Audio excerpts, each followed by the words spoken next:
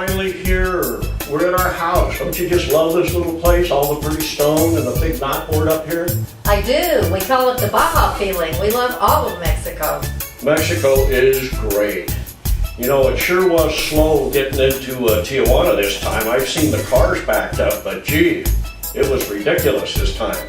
Right. I've never seen cars backed up all the way to Oceanside. That was a first. They were really backed up. Usually it's all the big mess going out. This time it was a big mess coming in. But well worth it. We were happy to get over the border and into the Baja Peninsula. You know, I was wondering, out of Matadero, there's a new stretch of road going in. I'm just wondering if that is finished yet. What do you think? Well, I know they've been working on road repairs. So I heard that the crew is out there. They're working away. They're almost finished. Now their next job will be to put in the potholes. That's all they do. After the road is complete, they come in, and crew guys come in, and they put the potholes in about every couple hundred yards. We don't like potholes. No, it definitely keeps the drive interesting. But how about those big 18-wheel trucks that we see all the time? That red one in back of us certainly scared me. Yeah, he chased me all the way through Santo Tomas Valley, and then there's this huge hill. I couldn't believe it. This guy was huge. Obviously, he didn't have a load. Anyway, he got so close behind me, finally, I just put the car in neutral, let him push me to the top of the hill. Oh, that was scary. I did not like looking in the rearview mirror, and there he was. But finally, we got rid of him. Hey, I read in the paper that El Chapo has been, is in prison now, and somewhere in the States. Is that true, do you think? That's true. He is. He's in prison in the States. Rumor has it that his buddies are digging a tunnel to help him escape again. Oh yeah, rumor in the village at the cantina, they've only got 25 more feet to go. Back on the streets again. Well, that guy's a human gopher, but he is in jail in New York City, which has plenty of concrete, so I don't think he's going to be going anywhere. You know, you've had an unusual experience at the restroom right outside of San Gatin. Well, I forget what it was, but it sounds pretty interesting. Well, restrooms in Mexico are famous for not having any toilet paper, but this is the first time I walked into a restroom and there was actually no toilet. That's a first. Anyway, I hope there was a big hole, but always remember, there's always the desert, but watch out. Watch out for those little barrel cactus. They're very low. You sit on one of those, you're not going to be a happy camper. Well, that's very true, and I watch out for that. But remember, the desert is the last resort. The last resort, yes. You know, I'm also wondering, as we went through San Gatin, you know, those huge tomato farms, those guys were all on strike down there a while back. Do you think the strike is over? Well, they worked really hard, and they were making $8 a day. So they did. They went on strike, and they did complete the strike, and they got a raise to $13 a day. $13 a day. Well, that's certainly a step in the right direction. It'd be nice to see them, you know, get up to $20 a day or more. Right. Well, and then what do you think about when new tourists to the area come upon one of the military checkpoints? That's a little exciting.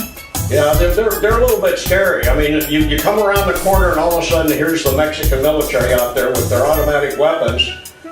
Just last time around, the one guy was going through our luggage with the barrel of a AR-13, and it's pretty disconcerting. Right, it is. And I'm sure it makes people nervous, including me originally. Did you see that guy with his automatic weapon? He was scratching his back. The guy had the barrel in the ground. He was sitting on it. But anyway, we love the military. They're there for our protection. And a couple times I picked them up when they were hitchhiking and took them to the Army base. Yeah, well, what did you think about that motorcycle guy that we saw on the road? Oh man, some of those guys are crazy. Anyway, we were in an area of quite a few potholes, and you know, that guy went by us, I think, at about 70 on that narrow road, and then all of a sudden he disappeared. Well, I know what happened to him. Remember that really big pothole that we went around? I looked down and there he was in the bottom of a pothole. Right, because a few minutes later I looked into one and there was a Volkswagen car. Well, it's easy to joke about that, but the potholes really are daunting, and I'm glad we didn't fall in one. Anyway, it's beautiful to be down to the house. You know, it used to be a big hassle. The house sometimes gets closed up for 4 or 5 or 6 months, and there's a lot of critters that live down here too that we share the place with. But once we got organized, we get this place open really fast. That's right. Well, we each have our own jobs. You're right. You know, I get the broom, chase out the rattlesnakes, and you're getting pretty good at swatting scorpions, aren't you? Right. Luckily, I have the smaller and the less scary of the two critters. But scorpions aren't anything to laugh at because they do hurt if they can sting you. So I'm glad we're rid of both of the snakes and the scorpions. Hey, did you hear all those coyotes last night? They were really howling. They must have been all around the house. That was coyotes? Ernie, I thought that was you snoring. Me snoring? Oh, come on, Marty, be nice. Gee. That was you, I know. I remember going through the border the first time. You were kind of a newbie down here. I hadn't been to Mexico too many times, and you were really pretty acute when you said, "Gee, look at all these American immigration and customs agents. They all get to bring their pets to work." Right. Here they were crossing the border to go back to the States, and here these guys are walking around with their dogs. I thought, oh, they get to bring their pets to work. Yeah, their pets to work. Those are heavily trained narcotic sniffing dogs. If they get under your car and they won't leave, watch out, you are going to jail. Well, that's one of the things they do at the border, but we really like coming down here and going back through Tijuana can always be a little bit of a problem.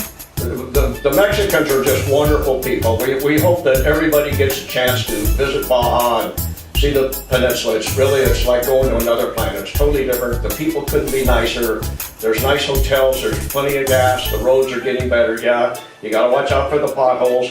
But anyway, coming back to the border this time, back into the States, we did it in record amount of time.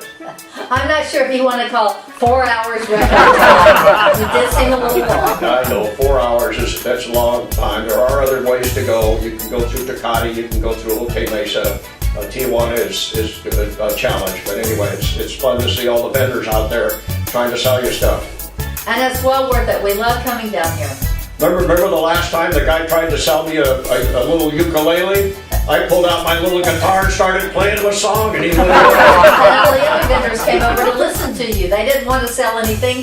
They just wanted to listen to you play your ukulele. Mexico is always an adventure. We love it down here, and we're just going to keep coming. Marty, great.